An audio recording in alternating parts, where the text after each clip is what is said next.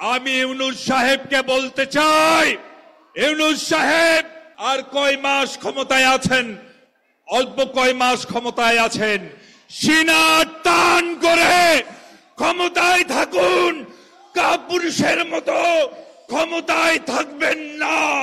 লড়াই করলেন আপনারা, যুদ্ধ করলেন আপনারা, ফ্ল্যাগ উড়াই কারা? ডিম পাড়ে হাসে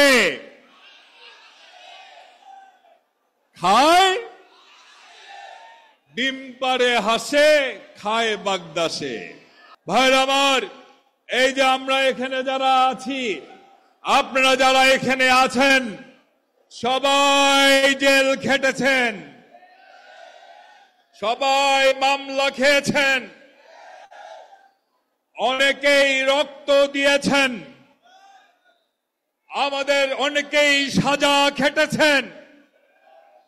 আমাদের নেত্রী, দেশনেত্রী বেগম খালেদা জিয়াকে মিথ্যা মামলায় সাজা দিয়ে বছরের পর বছর কারাগারে রাখা হয়েছে। আমাদের ভারপ্রাপ্ত চেয়ারম্যান জননেতা জনাব তারেক রহমানকে মিথ্যা মামলায় সাজা দেওয়া হয়েছে। ওনার স্ত্রী যিনি রাজনীতি করেন না, তাকে পর্যন্ত সাজা দেওয়া হয়েছে। আমরা জানতাম না শেখ হাসিনা কবে পালিয়ে যাবে, তবে আমরা একটা জিনিস জানতাম, আমাদের মধ্যে একটা বিশ্বাস ছিল,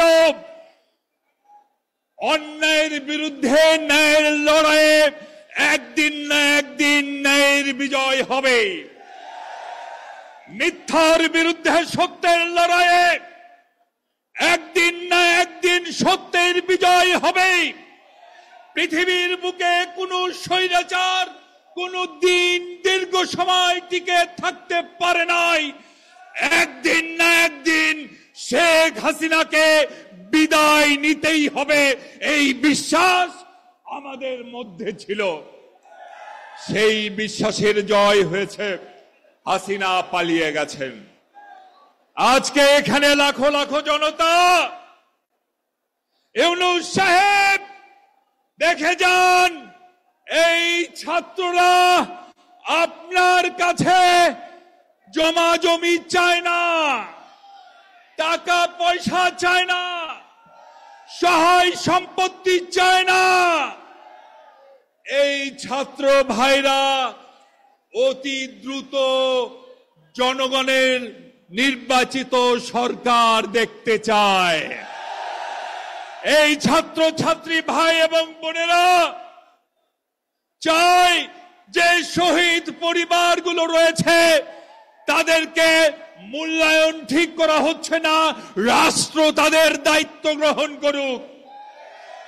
এই ছাত্র ছাত্রীরা চায় যারা আমাদের ভাইদের হত্যা করেছে, যারা আমাদের বোনদের হত্যা করেছে, যারা আমাদের গুম করেছে, তাদের বিচার বাংলাদেশের মাটিতে হতে হবে। শেখ হাসিনা বহু মানুষকে হত্যা করেছেন 16-17 বছরে।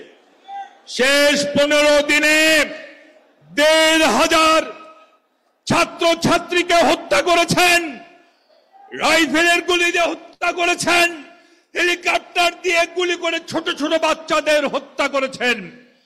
এই কুখ্যাত খুনিকে পৃথিবীর কোন দেশ আশ্রয় দিতে চায় নাই। এই খুনিকে আশ্রয় দিয়েছে পাশের দেশ, যারা নাকি নিজেদের আমাদের বন্ধু বলে দাবি করে। ভাইরা আমার, শুধু আশ্রয় দিয়েই ক্ষান্ত হয় নাই, ওই খুনির মাধ্যমে এই বাংলাদেশে অস্থিরতা সৃষ্টি করছেন, এমনকি ট্রেনিং পর্যন্ত দেওয়াচ্ছেন। আমি ইউনূস সাহেবকে বলতে চাই, ইউনূস সাহেব 7 থেকে আর কয় মাস ক্ষমতায় আছেন, অল্প কয় মাস ক্ষমতায় আছেন, সিনা টান করে ক্ষমতায় থাকুন, কাপুরুষের মতো ক্ষমতায় থাকবেন না। যারা বাংলাদেশে অস্থিরতা সৃষ্টি করতে চায়, বাংলাদেশের বিশৃঙ্খলাকারীদের আশ্রয় দিয়ে তাদের বিরুদ্ধে জাতিসংঘে অভিযোগ উপস্থাপন করুন এবং ওদের জানিয়ে দিন বাংলাদেশ কিন্তু আলোচনার টেবিলে স্বাধীন হয় নাই। বাংলাদেশের কিন্তু কারো করুণায় স্বাধীন হয় নাই। এই বাংলাদেশ শহীদ জিয়ার ঘোষণার মাধ্যমে লড়াই করে স্বাধীন হয়েছে। যদি প্রয়োজন হয় বারবার যুদ্ধ করব, তবু বাংলাদেশে বিদেশি দালালদের ঠিকানা আর কখনোই আমরা হতে দেব না ইনশাআল্লাহ।